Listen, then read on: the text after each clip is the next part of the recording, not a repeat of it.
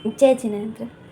मोक्षमार्गस्य नेतारं भेत्तारं कर्मभूभृतां ज्ञातारं विश्वतत्त्वानां वंदे तद्गुणलब्धये। आज की क्लास में हम समझेंगे कि बहु आदि किसके भेद हैं। जो बहुविध, क्षिप्र, अक्षिप्र, एकविध, बहुविध आदि जो भेद थे वह किसके हैं। तो आचार्य श्री बता रहे हैं अर्थस्य। अर्थ का मतलब है पदार्थ। से मीन्स के ये बहु आदि भेद पदार्थ के हैं। जो बहु आदि भेद हैं वह पदार्थ के हैं अर्थस्य। प्रश्न उठता है कि सूत्र कहने का प्रयोजन क्या है, मतलब ये सूत्र क्यों कहा गया। तो बताते हैं कि कितने ही प्रवादी मानते हैं कि इंद्रियों का संबंध पदार्थ के साथ नहीं, किंतु पदार्थ में जो गुण होते हैं रूप, रस, गंध आदि उनके साथ होता है। मतलब इंद्रियां रूप, रस, गंध आदि गुणों को जानती हैं, किंतु उनका यह मानना ठीक नहीं है, क्योंकि ये जो रूप आदि गुण हैं ये अमूर्त होते हैं, अमूर्तिक होते हैं। उनका इंद्रियों के साथ संबंध हो ही नहीं सकता।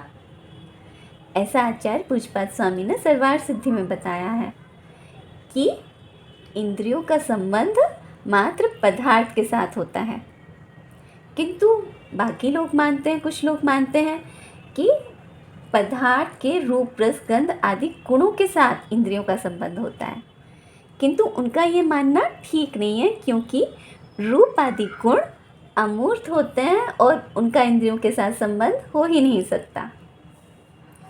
फिर ऐसा क्यों कहते हैं कि मैंने रूप देखा, गंध सूंघी, ऐसा क्यों कहा जाता है। तो बताते हैं इसका कारण है इंद्रियों के साथ तो मात्र पदार्थ का ही संबंध होता है, किंतु रूप आदि गुण तो पदार्थ में ही रहते हैं। अतः ऐसा कह दिया जाता है कि मैंने रूप देखा, गंध सूंघी आदि आदि। जो गुण हैं वे पदार्थ में होते हैं और इंद्रियों का संबंध पदार्थ से होता है, इसलिए ऐसा कहने में आता है कि मैंने रूप देखा, गंध सूंघी आदि। अब नेक्स्ट सूत्र में हम समझते हैं अवग्रह के कितने भेद हैं और उनकी विशेषताएं। सूत्र बोलते हैं व्यंजनस्य वग्रह, व्यंजनस्य वग्रह। व्यंजनस्य यानी कि अस्पष्ट पदार्थों का, अवग्रह केवल अवग्रह होता है, इहा आदि नहीं होता। व्यंजन नश्य, व्यंजनस मीन्स अस्पष्ट पदार्थों का, अवग्रह मात्र अवग्रह होता है, यह अवधारणा आदि नहीं होती है। यहाँ अवग्रह के दो भेद बता रहे हैं, एक व्यंजनावग्रह, दूसरा अर्थावग्रह। व्यंजनावग्रह यानी कि अस्पष्ट पदार्थ का अवग्रह और अर्थावग्रह यानी कि स्पष्ट पदार्थ का अवग्रह। व्यंजनावग्रह की विशेषता समझते हैं। न चक्षुरनिन्द्रियाभ्याम, न चक्षुरनिन्द्रियाभ्याम। व्यंजनावग्रह चक्षु इंद्रिय से और अनिंद्रिय, अनिंद्रिय यानी कि मन से नहीं होता है। जो ऊपर व्यंजनावग्रह बताया है वह चक्षु इंद्रिय से और मन से नहीं होता है। फिर किससे होता है। व्यंजनावग्रह 4 इंद्रियों से होता है, स्पर्शन इंद्रिय से, रसना इंद्रिय से, घ्राण इंद्रिय से और कर्ण इंद्रिय से। इन 4 इंद्रियों से मात्र व्यंजनावग्रह होता है और अर्थावग्रह 5 इंद्रियों और मन से होता है। अवग्रह के 2 भेद हैं, अर्थावग्रह और व्यंजनावग्रह। अर्थावग्रह किसे कहते हैं। स्पष्ट पदार्थ के अवग्रह को अर्थावग्रह कहते हैं, स्पष्ट पदार्थ के अवग्रह को अर्थावग्रह कहते हैं।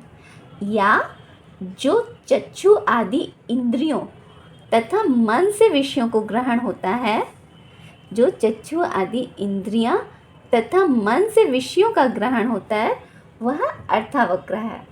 अर्थावग्रह चक्षु आदि 5 इंद्रियों से और मन से विषयों का ग्रहण है, और व्यंजनावग्रह मात्र 4 इंद्रियों से विषयों का ग्रहण है। व्यंजनावग्रह अस्पष्ट पदार्थों के अपग्रह को कहते हैं और अर्थावग्रह स्पष्ट पदार्थ के अपग्रह को कहते हैं। अब व्यंजनावग्रह का उदाहरण समझते हैं। जैसे श्रोत इंद्रिय कर्ण इंद्रिय से यानी कि कान में एक हल्की सी आवाज़ का भान हुआ, हमने हल्की सी आवाज़ फील की तो वह होकर रह गया, स्पष्ट नहीं हुआ कि क्या था, किसकी आवाज़ थी, कहाँ से आई, आदि आदि। तो यह हुआ व्यंजनावग्रह कि जब कोई बात हमने सुनी, हमने चखी तो वह स्पष्ट नहीं हुई तो वह व्यंजनावग्रह है।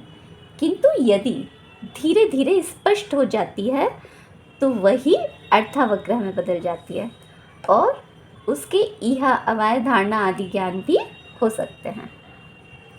तो व्यक्त पदार्थ के पहले अव्यक्त पदार्थ होता है, मतलब व्यंजनावग्रह होता है। अर्थावग्रह व्यक्त पदार्थ का होता है और व्यंजनावग्रह अस्पष्ट पदार्थ का होता है। जैसे उदाहरण समझते हैं, एक मिट्टी का सकोरा है जो नया नया बना है, तो उसमें यदि हम 2-4 पानी की बूंदें डालेंगे तो वह गीला नहीं होगा, किंतु यदि उसको पानी से अच्छे से भिगोएंगे तो वह गीला हो जाएगा।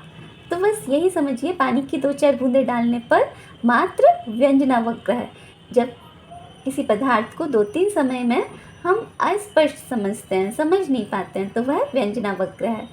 जैसे यदि जो भी तत्वार्थ सूत्र जी पढ़ रहे हैं तो वो स्टार्टिंग में, प्रारंभ में जब पहली बार समझते हैं तो वह मैटर उनका स्पष्ट नहीं हो पाता है, किंतु बार बार पढ़ने से, समझने से वस्तु स्वरूप समझ में आ जाता है, स्पष्ट हो जाता है, तो वह अर्थावग्रह समझिए। और अस्पष्ट पदार्थ व्यंजनावग्रह हुआ। जय जिनेंद्र।